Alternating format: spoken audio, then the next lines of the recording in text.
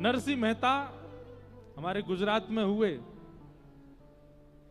दुनिया के लोगों को जप करना पड़ता है, तप करना पड़ता है, अनुष्ठान करने पड़ते हैं, कठोर नियम करने पड़ते हैं, साधना करनी पड़ती है, व्रत करने पड़ते हैं, तब जाकर के ठाकुर जी मिलते हैं। पर नरसिंह मेहता को भगवान ने कह रखा था, तुम केवल केदार राग गाना, हम आ जाएंगे।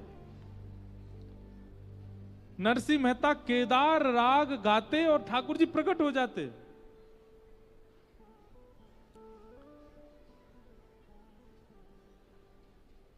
नरसिंह मेहता रोज केदार राग गाते थे मंदिर में बैठ करके। नरसिंह मेहता को तो चलते फिरते ठाकुर जी दिखते, पर जितने श्रोता बैठते थे उन श्रोताओं को भी ठाकुर जी की कोई ना कोई झांकी का अनुभव होता था। कभी ठाकुर जी की माला गिर जाती थी, कभी ठाकुर जी की वंशी हिल जाती थी, कभी ठाकुर जी का मुकुट टेढ़ा हो जाता, कभी ठाकुर जी के कानों के कुंडल हिलने लगते।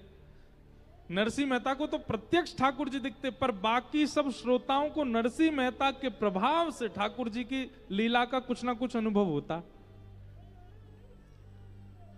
नरसिंह मेहता बहुत दीन थे, ज्यादा धन नहीं था उनके पास।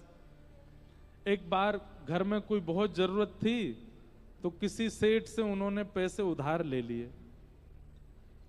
बहुत दिन तक लौटाए नहीं, तो सेठ ने कहा भाई पैसा दे दो। नरसिंह मेहता बोले हम पे है नहीं, क्या करें? आप एक काम कीजिए,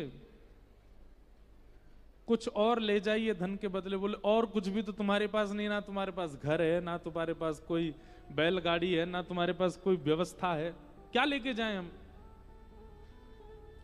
तब सेठ जी के मुनीम जी बोले, सेठ जी इसके पूरे नगर में ख्याति है कि जब ये मंदिर में जाता है दुनिया भर के राग गाता है, तब तक तो कोई बात नहीं, पर जैसे ये केदार राग गाता है ठाकुर जी की माला गिर जाती है। इसके पूरे नगर में इसी बात से ख्याति है।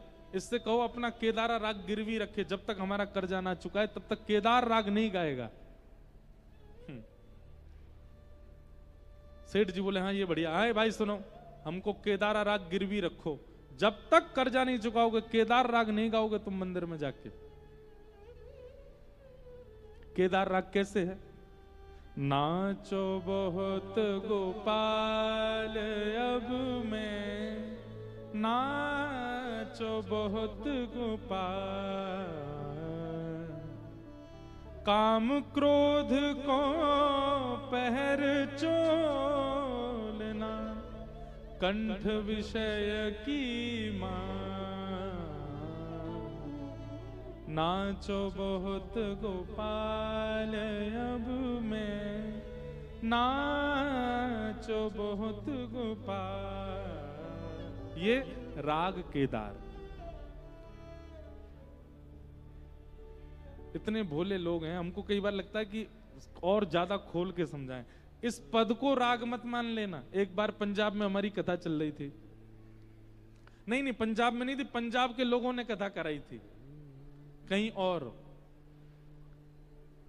तो हमने ये पद गाया, आंख बंद करके गाने लगा, नाचो बहुत गोपाल अब मैं। सूरदास जी कह रहे हैं हे ठाकुर जी, मैं बहुत नाच लिया संसार में, कभी पत्नी के पीछे, बच्चों के पीछे, व्यवहार के पीछे, धन के पीछे, ख्याति के पीछे, ऐश्वर्य के, बहुत नाच लिया। अब मेरे इस नृत्य को बंद करो। पद का अर्थ ये है, आंख बंद करके मैं गा रहा था, नाचो बहुत गोपाल अब मैं। जैसे ही मैंने आंख खोल के देखी सारे श्रोता नाच रहे थे। मैंने धीरे से पूछा, मैंने कहा आप लोग, ये तो बहुत धीमी ताल में पद गा रहा हूं, आप नाच क्यों रहे हैं? अब महाराज जी तुसी कहते हो ना नाचो बहुत गोपाल, तो असी, अब मैं पंजाबी नहीं आती, हमने सोचा कि नाचना है इस पद में, इसलिए आप में जय हो। कितने भोले हो आप लोग, बहुत सीधे। तो राग केदार धुन को कहते हैं, जिस धुन में हमने गाया वो धुन राग केदार है। तो ठाकुर जी नरसिंह मेहता राग केदार गाते थे। आज सेठ जी के यहाँ गिरवी रख दी, जब तक कर्जा नहीं लौटाऊंगा तब तक राग केदार नहीं गाऊंगा। नरसिंह मेहता बोले ठीक है भगवान, जब तक आपका कर्जा नहीं लौटाऊंगा राग केदार नहीं गाऊंगा। अब संभवतः आज ही के दिन मंदिर में कुछ परीक्षक आए हुए थे, परीक्षा लेने के लिए नरसिंह मेहता की। उन्होंने कही, बोले कि ये राग केदार में कोई ताकत नहीं है, नरसिंह मेहता की भक्ति में कोई सामर्थ्य नहीं है। नरसिंह मेहता पतले सूत की माला पहना देता है ठाकुर जी को और भारी भारी उसमें फूल धर देता है और धीमी गांठ लगाता है। जैसे ही गाना शुरू करता है उसी समय माला टूट के गिर जाती है, लोग ताली बजाने लगते हैं। आज मोटे सूत में माला पिरो के हम पहनाएंगे ठाकुर जी को, और आज गिरा के दिखाए। और आज ही नरसिंह मेहता राग केदार गिरवी रखे आए थे, जिससे ठाकुर जी प्रकट होते थे। ऐसी आपकी तरह भीड़ बैठी थी, परीक्षा लेने वाले भी वहीं बैठे थे। उन्होंने अपने हाथ से माला पहनाई थी, बोले हाँ नरसिंह मेहता आज माला गेर के दिखाओ ठाकुर जी की। नरसिंह मेहता बोले बड़ी विडंबना, पहले राग यमन गाया, फिर भैरव गाया, फिर भीम पलासी गाया, फिर जय जयवंती गाया, सारे राग गाए, लेकिन केदार कैसे गाएं? वो तो गिरवी रख के आए। और सेठ जी के मुनीम वहीं खड़े खड़े सुन रहे थे, कहीं केदार गाए ना, गिरवी रख के आया है।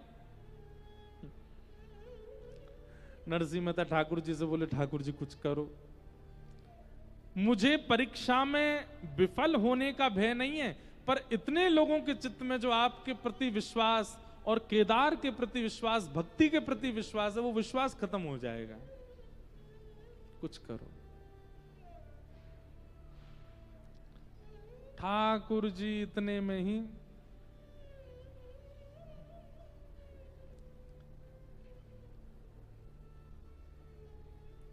सेठ जी का रूप धारण किया, और सेठ जी का रूप धारण करके पहले तो नरसिंह मेहता का रूप धारण करके सेठ जी के यहां जितना कर्जा था वो सारा कर्जा दे दिया। सेठ जी बोले नरसिंह मेहता कहां से आ गया इतना धन? बोले वो मत पूछो, बस हमारा धन लो, हमारा राग केदार मुक्त करो। ठाकुर जी नरसिंह मेहता बन के गए, सारा धन दे दिया, सेठ जी से लिखवा दिया राग केदार मुक्त हुआ, हस्ताक्षर कर दो, हस्ताक्षर कर दिए। और फिर सेठ जी का रूप धारण करके नरसिंह मेहता के घर गए और उनकी पत्नी को जाके बोले ये लो आपके पतिदेव ने कर्जा चुका दिया, उन्होंने राग केदार गिरवी रखा था, ये हमने उनका राग मुक्त कर दिया, उनको जाके बता दो। पत्नी दौड़ी दौड़ी गई। यहाँ पे महाराज परीक्षक जो थे वो गुस्सा कर रहे थे नरसिंह मेहता पे, पाखंडी इतने दिन से नाटक ढोंग करता है, ठाकुर जी के गले की माला गिर जाती तेरे राग से, आज क्यों नहीं गिर रही है? इतने में पत्नी दौड़ी दौड़ी आई और नरसिंह मेहता के सामने पर्ची धर दी। पर्ची में लिखा था राग केदार मुक्त हुआ और नीचे सेठ जी के हस्ताक्षर।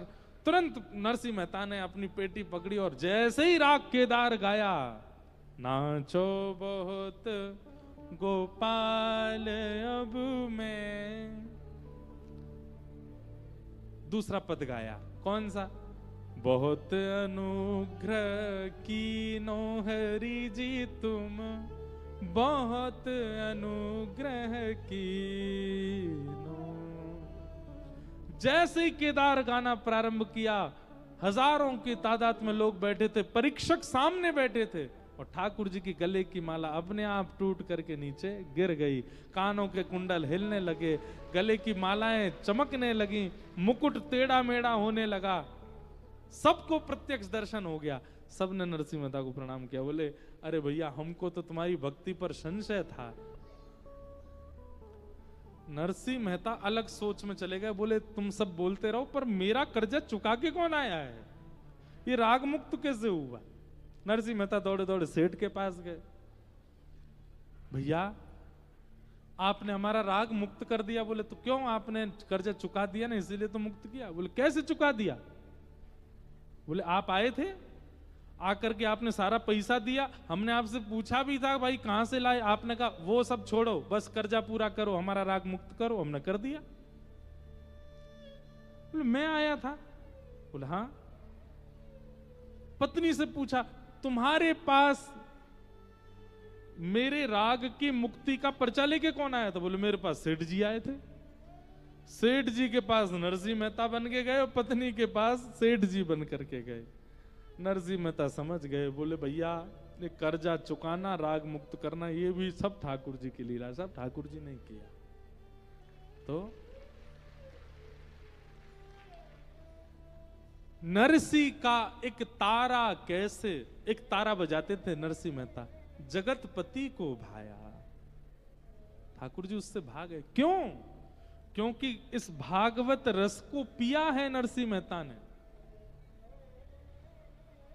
नामदेव जी ने इस भागवत रस को पिया है, मीराबाई ने इस भागवत रस को पिया है। हम लोग सुनते हैं, इसलिए हमसे रीझ नहीं रहे ठाकुर जी। हम भक्ति करते हैं, हम सेवा करते हैं, हम प्रसाद बनाते हैं, हम श्रृंगार करते हैं, फिर भी हमको कोई अनुभव नहीं होता। क्यों? क्योंकि हम कथा सुनते हैं, सुनने वाले हैं, और सुनने वाले में रस आया नहीं है, और रस आएगा नहीं तब तक रासेश्वर कैसे प्रसन्न होंगे? रासेश्वर की प्रसन्नता के लिए तो रस चित्त में आना चाहिए, और रस चित्त में तब आएगा जब कथा सुनो ना, पियो।